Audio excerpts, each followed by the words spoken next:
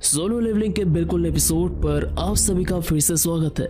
तो आज हम लोग बात करने वाले हैं solo levelling season 2 episode number 17 के बारे में। तो पिछले एपिसोड में हमने जापानीज एस रैंक हंटर्स और कोरियन एस रैंक हंटर्स के बीच में एक धमाकेदार डुअल देखा, जिसमें कोरियन हंटर्स का एक तरफा हार होता है, लेकिन आखिर में जाके जापान का सबसे ताकतवर हंटर गोतो रियोची जिन्हों से एक छोटे से डुअल के लिए रिक्वेस्ट करते हैं, जिन्हों को भी उसके शब्द समझने की कोई जरूरत नहीं पड़ती, जिन्हों उसके बोलने का तरीका देखकर ही समझ जाता है कि वो असल में क्या चाहता है, जिन्हों अच्छे तरीके से जानता था कि गोतो रियोची सिर्फ उसके एबिलिटीज को टेस्ट करना चाहता है, और दूसरी तरफ जिन्हों ये भी देखना चाहता था कि डेमन कैसल में विजय हासिल करने के बाद अब जिन्हों कितना ताकतवर हो चुका है। जिन्हों को ऐसे हंसते हुए देखकर गोतो रियोची काफी ज्यादा गुस्सा हो जाता है। इसके बाद आने का वो गोतो रियोची को इन्फॉर्म करती है कि हंटर संग जिन्हों इस डुअल के लिए बिल्कुल तैयार है, लेकिन जिन्हों का यहाँ पर एक कंडीशन था, जिन्हों इस डुअल में तभी पार्टिसिपेट करेगा जब गोतो रियोची अपने फुल पावर को इस्तेमाल करेगा। ये बात सुनकर सभी के सभी बहुत ही ज्यादा हैरान हो जाते हैं, लेकिन फिर गोतो रियोची सोचता है क्योंकि एस रैंक की हीलर शिमिजू यहाँ पर है, तो अगर कोई बुरी तरीके से चोटिल भी हो जाए तो भी चिंता करने वाली कोई बात नहीं है। गोतो रियोची ये सबको जिन्हों की तरफ इशारा करके कहते हैं। दूसरी तरफ मा दोंगो कहता है, तो ये है कोरिया का 10वां एस रैंक का हंटर, मानना पड़ेगा उसमें हिम्मत तो बहुत है। लेकिन दूसरी तरफ चाहिन इस डुअल को लेकर बहुत ही ज्यादा चिंता में थी, लेकिन तभी चाहिन को पिछले वाले इंसिडेंट के बारे में याद आता है, जहाँ पर जिन्होंने ए रैंक के डंजन में 100 से ज्यादा ऑर्क और बॉस मॉन्स्टर्स को अकेले के दम पे हराया था। चाहिन जब ये सब कुछ सोच ही रही थी, तभी बाइक्यूनो कहता है, आज यहाँ पर बहुत सारे एस रैंक का हंटर्स है, क्या तुम्हारी तबीयत ठीक है? चाहिन यहाँ पर कहती है, मैं हमेशा तो अपने नाक में रुमाल नहीं बांध सकती ना, और वैसे भी जेजू आइलैंड का रेड बहुत ही जल्दी आने वाला है, तो मुझे हमेशा ऐसे सिचुएशन के लिए तैयार रहना होगा। वैसे आप तो मिस्टर संजिनो को जानते हैं, है ना? तो आपको नहीं लगता कि आपको उन्हें रोकना चाहिए? बाइक्यूनो कहता है, नॉर्मली मैं ऐसा ही करता, ऊपर से उसका विरोधी खुद गोतो रियोची है। ये सुनकर चाहिन पूछती है, तो आप उन्हें रोकने की कोशिश क्यों नहीं करते? यह सुनकर बाइक्यूनो मुस्कुरा के कहता है, तुम्हें नहीं लगता कि तुम्हारा और मेरा कारण बिल्कुल सेम है? मैं देखना चाहता हूँ कि हंटर संग जिन्हों कितना हद तक जा सकता है। असल में बाइक्यूनो को जिन्हों के ऊपर पहले से ही शक था कि जिन्हों एक ऐसा हंटर है जो लेवल अप कर सकता है, और इसी चीज को कंफर्म करने के लिए बाइक्यूनो इस डुअल को लेकर बहुत ही ज्यादा एक्साइटेड था, क्योंकि अगर ये बात सच निकल गई तो हंटर संग जिन्हों इस दुनिया का सबसे ताकतवर हंटर बन सकता है। जिन्हों और गोतो रियोची के बीच डुअल शुरू होने वाला ही था। जिन्हों कहता है, तो चलिए इस डुअल को शुरू करते हैं। जिन्हों जैसे स्टार्ट कहता है, इसके दूसरे सेकंड पे गोतो रियोची जिन्हों के ऊपर हमला कर देते हैं। ये हमला बहुत ही ज्यादा दमदार था। गोतो रियोची जिन्हों के बिल्कुल मुंह के सामने आ जाते हैं। हमें एक बहुत ही जोर का हवा का झोंका देखने मिलता है, लेकिन जिन्हों इसे आखिरी मौके पे डॉज करता है, और अपने हमले को ऐसे मिस होते हुए देखकर गोतो रियोची काफी ज्यादा हैरान थे। और जिन्हों के ऐसे मूवमेंट्स को देखकर गोतो रियोची को यकीन हो जाता है कि जिन्हों एक मेस टाइप का हंटर बिल्कुल नहीं हो सकता। गोतो रियोची यहाँ पर मनी मन कहता है, वो पूरी दुनिया के सामने ये सच छुपाने में कामयाब तो हो गया, लेकिन वो मेरे हाथों से नहीं बच सकता। मैं पूरे दुनिया के सामने उसका ये मुखौटा उतार के ही रहूंगा। इस हमले से जिन्हों को भी भनक लग जाता कि गोतो रियोची बाकी आम एस रैंक के हंटर्स की तरह बिल्कुल नहीं है। गोतो रियोची को फिर से वही हमला करता है, लेकिन जिन्हों इस हमले को भी बहुत ही आसानी से डॉज करता है, और जिन्हों के चेहरे पे ऐसे स्माइल देखकर गोतो रियोची का खून सर पे चढ़ जाता है। इस डुअल को और भी ज्यादा सीरियस मोड लेते हुए देखकर जापानीज हंटर इजावा कहता है, तो मुझे लगता कि हमें उन्हें रोकना चाहिए।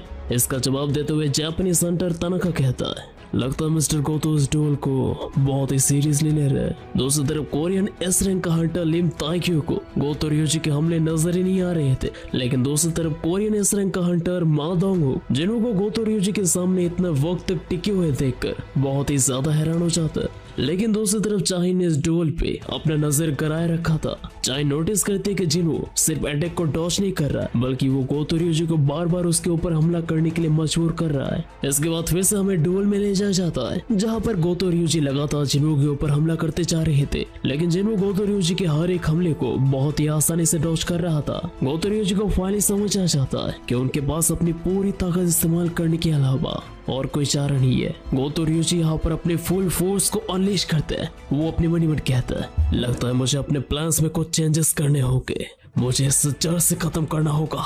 गोतोरियोजी अपनी पूरी ताकत लगा के जिन्वो के ऊपर हमला करते हैं। अचानक से जिन्वो के सामने सिस्टम का नोटिफिकेशन आता है जहाँ पर जिन्वो को अपने विरोधी के बारे में वार्न किया जाता है। जिन्वो भी गोतोरियोजी से आने वाले किलिंग इंटेंट को सेंस करता है। हमें जिन्वो के गाल पे एक छोटा सा कट देखने मिलता है, लेकिन इसके दूसरे मूवमेंट पर गोतोरियोजी एक बार फिर से जिन्वो के ऊपर हमला करते हैं, लेकिन इस बार जिन्वो गोतोरियोजी के हाथ को बहुत ही आसानी से पकड़ लेता है और ये देखकर गोतोरियोजी के होश उड़ जाते हैं। जिन्वो को अच्छे तरीके से पता था कि अगर ये डुएल ज्यादा देर तक चलेगा तो जिन्वो के सामने अर्जेंट क्वेस्ट आ जाएगा और इसके बाद जिन्वो को ना चाहते हुए भी गोतोरियोजी को मारना होगा। जिन्वो यहाँ पर गोतोरियोजी के हाथ को पकड़ के कहता है, अगर मैं 1 सेकंड लेट हो जाता तो मैं हमेशा के लिए अपना एक आंख गवा देता। जिन्वो को अपने हाथ पकड़ते हुए देखकर गोतोरियोजी काफी ज्यादा हैरान थे। वो अपने मन ही मन कहता है, वो इतना ज्यादा ताकतवर है कि उसने मेरा हाथ इतना आसानी से पकड़ लिया, जबकि वो चाहे तो मेरा रिस्ट को पकड़ सकता था। गोतोरियोजी इसके बाद जिन्वो से पूछता है, क्या तुम मेरे साथ मजाक करने की कोशिश कर रहे हो? जिन्वो भी यहाँ पर मुस्कुरा के कहता है, आप क्या कहना चाहते हैं मुझे कुछ भी समझ नहीं आ रहा है। अगर मैं आपके हाथ के बदले आपकी कलाई को पकड़ता तो ये मैच बहुत ही आसानी से खत्म हो जाता और मेरे ख्याल से आप भी ये नहीं चाहते होंगे। ये कहते ही वो दोनों अपने आखिरी बार के लिए तैयार हो जाते हैं। वो दोनों ही अपने पूरे ताकत को अनलीश करते हैं और अपने आखिरी बार के लिए तेजी से एक दूसरे की तरफ बढ़ने लगते हैं। उन दोनों के इस खतरनाक ऑरा को सेंस करके कोरियन और जापानीज हंटर उन दोनों को रोकने के लिए आ जाते हैं और उन दोनों के बीच इम्पैक्ट होने से पहले सभी लोग उन दोनों को रोक लेते हैं। बाइक्यूनो और चाहिन वो दोनों अपना पूरा जोर लगा देते हैं जिन्वो को रोकने के लिए। वो दोनों ही जिन्वो को समझाते हैं कि आने वाले जेजू आइलैंड के रेड में जापान के स्ट्राइक स्क्वाड का लीडर होगा गोतोरियोजी, और अगर इस डुएल में गोतोरियोजी को कुछ हो गया तो ये पूरा मिशन पूरी तरीके से फ्लॉप हो जाएगा। मामला शांत होने के बाद बाइक्यूनो जिन्वो से पूछता है, ऐसे आप दोनों के बीच में होने के लिए माफी चाहूंगा। जिन्वो यहाँ पर कुछ नहीं कहता। दूसरी तरफ कोरियन एस रैंक का हंटर मा दोंगू जिन्वो की इस परफॉर्मेंस से बहुत ही ज्यादा खुश थे। वो जिन्वो को कहता है, तुम्हारे बॉडी का शेप काफी अच्छा है यंग मैन। हमारे गिल में ज्यादातर मेस टाइप के हंटर्स है और हमें तुम्हारी तरह फाइटिंग टाइप के हंटर्स चाहिए। अगर तुम चाहो तो हमारे गिल को ज्वाइन कर सकते हो यंग मैन। मा दोंगुक जब अपना प्रपोजल जिन्वो को दे ही रहा था तभी ऊपर बैल्कनी से चोई जोंग मा दोंगुक को कहता कि जिन्वो असल में एक मेस टाइप का हंटर है, जो सुनकर मा दोंगुक काफी ज्यादा हैरान हो जाता है। इसके बाद हमें जिन्वो के पास ले जाया जाता है। ये डुएल सेशन जिन्वो के लिए एक बहुत ही बड़ा कामयाबी था। यहाँ पर जिन्वो जिन जिन एस रैंक हंटर्स के साथ मिला था उन सबके शैडोज में जिन्वो ने अपने शैडोज को छिपा के रखा था, लेकिन एस रैंक हंटर्स होने के बावजूद भी उनमें से किसी ने जिन्वो के शैडोज को सेंस नहीं किया था। यहाँ तक कि जापान का ग्रेटेस्ट हंटर गोतोरियोजी ने भी कुछ भी सेंस नहीं किया था। जिन्वो यहाँ पर जाने से पहले कहता, चेयरमैन को आपने मुझसे पूछा था कि मैं जेजू आइलैंड के इस रेड पे हिस्सा लूंगा या फिर नहीं। अचानक से इस बारे में जिन्वो को बात करते हुए सुनकर चेयरमैन को बहुत ही ज्यादा हैरान हो जाता है। लेकिन दूसरी तरफ डुएल के बाद गोतोरियोजी का हालत बहुत ही ज्यादा खराब हो चुका था। हमें देखने मिलता है डर के मारे गोतोरियोजी का फट के हाथ में आ जाता है और गोतोरियोजी के पसीने छूटने लगता है। इसके बाद हमें व्हाइट टाइगर गिल पे ले जाया जाता है, जहाँ पर बाइक्यूनो अपने ऑफिस में बैठे बैठे जिन्वो के बारे में ही सोच रहा था। वो अपने मन ही मन कहता है, क्या सच में हंटर सन जिन्वो लेवल अप कर सकता है? उसे अपने गिल में रिक्रूट करने की कोशिश सिर्फ समय का बर्बादी था, लेकिन उसके साथ अच्छा रिश्ता बनाए रखने के लिए मेरे पास दूसरे पैतरे भी है। बाइक्यूनो जब इन सब के बारे में सोच ही रहा था तभी अचानक से उसके मोबाइल पे एक मैसेज आता है। जो आइलैंड की रेड पे कौन कौन से हंटर हिस्सा लेने वाले थे उसका लिस्ट सभी के पास पहुंच जाता है। बाइक्यूनो जहाँ से लिस्ट को चेक करता है, लिस्ट में संग जिन्वो का नाम ना देखकर बाइक्यूनो काफी ज्यादा हैरान हो जाता है। इसके बाद हमें गोतोरियोजी के पास ले जाया जाता है। हमें देखने मिलता है गोतोरियोजी ब्लेड गिल के बॉयज गिल मास्टर सुगिमोटो रेजी से बात कर रहा था। गोतोरियोजी कहता है, वैसे सुगिमोटो लगता है साउथ कोरिया के पास एक बहुत ही काबिल हंटर मौजूद है। सुगिमोटो कहता है, आप बहुत ही अच्छा मजाक कर लेते हैं और वैसे भी मुझे लगता कि वो आपसे ज्यादा ताकतवर होगा। लेकिन गोतोरियोजी कहता है, मैं इसके बारे में कुछ सही से नहीं कह सकता। यह सुनकर सुगिमोटो काफी ज्यादा हैरान हो जाता है। वो गोतोरियोजी से उस हंटर का नाम पूछता है, लेकिन सरप्राइजिंगली सुगिमोटो कहता है कि आने वाले जेजू आइलैंड के रेड में जो एस रैंक के हंटर्स हिस्सा लेने वाले थे उनमें से संग जिन्वो नाम का कोई भी नहीं था। यह सुनकर गोतोरियोजी भी काफी ज्यादा हैरान हो जाता है। गोतोरियोजी कहता है, यह बिल्कुल इम्पॉसिबल है सुगिमोटो। चेवन को जिन्वो जैसे हंटर को अपनी टीम में शामिल करने के लिए कुछ भी कर सकता है, इतना मैं कंफर्म कह सकता हूँ। लेकिन सुगिमोटो कहता है, इस रेड में 16 एस रैंक के हंटर्स हिस्सा लेने वाले, तुम्हें इतना चिंता करने की कोई जरूरत नहीं है। इसके बाद हमें जेजू आइलैंड पे ले जाया जाता है, जहाँ पर हमें एंट मॉन्स्टर्स का गुफा देखने मिलता है। हमें देखने मिलता है एक एंट्स दूसरे एंट्स को मार कर खा रहे थे। एंड्स की रानी यहाँ पर कहने लगती है, हमें सालिन से जल्दी निकलना होगा। यहाँ पर खाने लायक कुछ भी मौजूद नहीं है। मेरे बच्चे एक दूसरे को मारकर अपना भूख मिटा रहे। मैं इसे और देर तक चलने नहीं दे सकता। हमें हमारी राज्य का रक्षा करने के लिए और ताकतवर सिपाही चाहिए, जिन्हें देखकर दुश्मन भी डर से कांपने लग जाए। तुम्हें ताकतवर बनना होगा, इतना ताकतवर कि तुम अपने दुश्मनों को अपने सामने झुका दो। हमें यहाँ पर एंट मॉन्स्टर्स के रानी का कमरा देखने मिलता है, जहाँ पर रानी के चारों तरफ बहुत सारे अंडे थे। अचानक से वहाँ पर एक अंडे से एक बहुत ही बड़ा एंट मॉन्स्टर निकलने लगता है, जो बाकी एंट से काफी ज्यादा अलग दिख रहा था।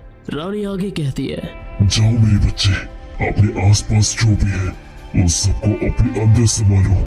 इसके बाद हमें जिन्मो के घर पे ले जाया जाता है, जहाँ पर जिन्मो अपनी माँ और बहन को लेकर घर पे आ चुका था। लेकिन जिन्मो के नाम मौजूदगी में जिन्होंने घर को कबाड़ खाना बना के रखा था, जिसे देखकर जिन्मो को बहुत ही ज्यादा गुस्सा आ जाता। जिन्मो की माँ कहती है, पिछले 4 सालों से मैं हॉस्पिटल में थी, तो क्यों ना आज हम सभी मिलकर घर की साफ सफाई करें। वो तीनों मिलकर घर की साफ सफाई करने लगते। घर की साफ सफाई करने वक्त जिन्मो की माँ कहती है, ये घर सच में बहुत ही पुराना हो चुका है। जिन्मो कहता है, हम लोग यहाँ पर बचपन से हैं माँ, तो एक न एक दिन तो ये होना ही था। जिन्मो जब ये कह ही रहा था, तब अचानक से जिन्मो की माँ जिन्मो से पूछती है, वैसे जिन्मो, क्या तुम्हें अपने डैड के बारे में कुछ पता चला। जिन्मो ये सवाल सुनकर बहुत ही ज्यादा मायूस हो जाता है। जिन्मो कहता है, अभी तक मुझे कुछ भी खबर नहीं मिल पाया माँ। जिन्मो के पापा के गायब होने के बाद और जिन्मो की माँ के बीमार होने के बाद जिन्मो बिल्कुल अपने पापा की तरह ही हंटर बन गया। लेकिन जिन्मो की माँ को पता नहीं था कि जिन्मो भी बिल्कुल अपने पापा की तरह एक हंटर है। जिन्मो के पापा के अचानक गायब होने की वजह से आज भी वो लोग इसी घर में ठहरे हुए, क्योंकि जिन्मो की माँ को लगता है कि एक न एक दिन उनका पति एक बार फिर से वापस जरूर से लौट कर आएगा। जिन्मो ऐसे वक्त में अपने माँ के साथ हमेशा खड़ा रहना चाहता था, और इसी वजह से जिन्मो ने इस रेड में हिस्सा नहीं लिया था। इसके बाद हमें रिपोर्टर के प्रेस कॉन्फ्रेंस पे ले जाया जाता है, जहां पर जेजू आइलैंड के रेड के एक दिन पहले लोगों के सामने यहां पर जेजू आइलैंड का रिपोर्ट पेश किया जाता है। यहां पर हमें कुछ इवॉल्व हुए एंड मॉन्स्टर्स के फोटोज दिखाए जाते हैं, जिसका फोटो फर्स्ट और सेकेंड सर्च मिशन के दौरान लिया गया था, जो दिखने में बहुत हद तक नॉर्मल था। लेकिन जैसे जैसे वक्त बीतता गया, एंड मॉन्स्टर्स में भी हमें बहुत सारे चेंजेस देखने मिले, और जब थर्ड सर्च पार्टी को इन्वेस्टिगेशन करने के लिए भेजा गया, हमें देखने मिला एंड मॉन्स्टर्स यहाँ पर पूरी तरीके से बदल चुके हैं। हमें देखने मिलता उनके पैरों के साथ साथ अभी उनके हाथ भी आ चुके थे, और सिर्फ 2 सालों के अंदर उनके मूवमेंट्स भी बहुत हद तक इंसानों की तरह होने लगे थे। लेकिन ये सिलसिला यहीं पर ही खत्म नहीं होता। रिसेंटली जो फोटोग्राफ सामने निकल के आई है, उनसे हमें साफ साफ देखने मिल रहे कि उनके हरकतें और उनके हाथ और पैर बहुत हद तक इंसानों की तरह हो चुके हैं। और सिर्फ यही नहीं, अभी उनके पास सोने लायक पंख भी मौजूद था। सभी लोग ये रिपोर्ट सुनकर बहुत ही ज्यादा शॉक हो जाते हैं। उन्हें समझ आता है कि जापान और कोरिया क्यों एक साथ मिलकर काम करने वाले हैं। लेकिन सभी के सामने सिर्फ एक ही सवाल था कि कोरिया का 10वां एस रैंक का हंटर संग जिन्हो, वो आखिर में हिस्सा क्यों नहीं ले रहा है। सोशल मीडिया पे जिन्हो के बारे में इधर उधर की बातें फैलने लगते हैं। जिन्हो ये सब कुछ अपने मोबाइल पे पढ़ रहा था, लेकिन जिन्हो यहाँ पर जिन्हा के बारे में थोड़ा सा परेशान था। उसे ये चिंता था कि उसकी वजह से शायद उसकी बहन को क्रिटिसाइज किया जाएगा। तो अचानक से जिन्हो को यूजिन का कॉल आता है। जिन्हो यूजिन से पूछता है, क्या तुम अभी भी होटल में रह रहे हो। यूजिन कहता है, अरे नहीं सर, मैंने वहां जाकर हमारे गिल के लिए कमाल का जगह ढूंढ के निकाला है, आप चाहे तो आकर देख सकता है। जिन्हो को यहाँ पर कुछ भी समझ नहीं आता, तो इसलिए जिन्हो यूजिन के दिए हुए एड्रेस पे चला जाता है। हमें देखने मिलता है यूजिन ने एक बहुत बड़ी जगह को बाहर लिया था, जिसे देखकर जिन्हो काफी ज्यादा हैरान हो जाता है। यूजिन कहता है, तो आपको कैसा लगा हमारे गिल का ऑफिस। हाँ मैं जानता हूँ ये बहुत ही कमाल का ही होगा। लेकिन यहाँ पर जिन्हो कहता है, लेकिन सिर्फ 2 लोगों के लिए ये कुछ ज्यादा बड़ा नहीं है। जिन्हो को ये बात सुनकर यूजिन कहता है, आप कहना क्या चाहते हैं। एक गिल को बनाने के लिए हमें एटलीस्ट 3 लोगों की जरूरत है। जिन्हो को पता ही नहीं था कि गिल को बनाने के लिए 3 मेंबर्स चाहिए होता है। लेकिन जिन्हो मनी मन तय कर लेता है कि वो कोई एरा गैरा हंटर को चुन लेगा। जिन्हो जब इसके बारे में सोच ही रहा था, तभी यूजिन कहता है, वैसे सर आपसे मिलने के लिए एक फॉरेनर आया था, वो मुझे ये चिट्ठी देकर गया और कहा कि वो लोग 17 जुलाई तक कोरिया में होंगे। जिन्हो यहाँ पर सोचने लगता है कि आखिरकार ये कौन हो सकता है। लेकिन तब अचानक से जिन्हो को कुछ सेंस होता है। जिन्हो तुरंत अपना शैडो एक्सचेंज स्किल इस्तेमाल करता है और सीधे टेलीपोर्ट होकर अपने घर के गली के पास पहुंच जाता है, जहाँ पर हमें देखने मिलता है एक गुंडे ने एक लड़की के गले के सामने चाकू पकड़ के रखा था। वो आदमी कहता है, अपना मुंह बंद रख लड़की, अगर तूने चिल्लाने की कोशिश की तो आज तो यहाँ से जिंदा नहीं बच पाएगी। तुझे तो पता ही होगा कि यहाँ पर आए दिन कितने सारे मर्डर्स होते हैं, वो लड़की बहुत ही ज्यादा डर चुकी थी। वो लगातार अपनी जान की भीख मांगने लगती है। वो आदमी हंसते हुए कहता है, इसी वजह से मुझे ये जगह बहुत ही ज्यादा पसंद है। तभी अचानक से वहां पर जिन्हो का एंट्री होता है। पीछे से अचानक से जिन्हो कहता है, तुमने ये बात बिल्कुल सही कहा, ये जगह मुझे भी बहुत ही पसंद है। अचानक से पीछे से किसी का आवाज सुनकर वो आदमी काफी ज्यादा घबरा जाता है। जिन्हो आगे कहता है, वैसे मेरे पास एक सवाल था, आखिर तुम ये सब कुछ करते क्यों? वो आदमी पीछे मुड़ता है और मुस्कुराते हुए कहता है, तो तू यहाँ पर मुझे लेक्चर देने के लिए आया है, लेकिन मैं ये सब कुछ करने से पहले ज्यादा कुछ सोचता नहीं हूँ। मैं ये इसलिए करता हूँ क्योंकि इसमें मुझे बहुत ही ज्यादा मजा आता है। वो आदमी अपना छोरा लेकर भाग के जिन्हो की तरफ हमला करने के लिए जाता है। वो जिन्हो का कंधा पकड़ता है और कहता है, अगर मेरी नजर किसी के ऊपर आ गई तो मैं उसे नहीं छोड़ता। वो आदमी जिन्हो के पेट में चाकू घुसाने की कोशिश करता है, लेकिन वो चाकू जिन्हो के पेट के अंदर जा ही नहीं रहा था। जिसे देखकर उस आदमी के पसीने छूट जाते हैं। जिन्हो तुरंत उस आदमी का चाकू छीन के उस आदमी के ही पैर पे बहुत ही जोर का वार करता है, जिससे उस आदमी का हालत खराब हो जाता है। जिन्हो कहता है, तो क्या कहना चाहता है मैं अच्छी तरीके से समझ सकता हूँ, लेकिन एक बार शुरू करने के बाद उसे रोकना आसान नहीं है। जिन्हो इसके बाद उस लड़की को घर जाने के लिए कहता है। वो लड़की भी बिना टाइम गवाए वहां से चली जाती है। इसके बाद जिन्हो उस आदमी को कहता है, अगर तू जिंदा रहना चाहता है तो कल सुबह से पहले अपने आप को पुलिस के हवाले कर देना, समझ गया? ये मामला सुलझाने के बाद जिन्हो भी अपने घर चला जाता है और ऐसे देखते देखते नेक्स्ट दिन का सुबह हो जाता है और फाइनली जाकर अभी वक्त था जजो आइलैंड के रेड का। And that's it for the Solo Leveling Season 2 episode number 17। तो एपिसोड आप लोगों को कैसा लगा जरूर से मेरे को ऑब्वियसली कमेंट करके बताओ। एंड वीडियो अच्छा तो वीडियो को लाइक करो, चैनल बने तो सब्सक्राइब करो। तो बस मिलता हूं नोट के साथ, तब तक के लिए बाय बाय।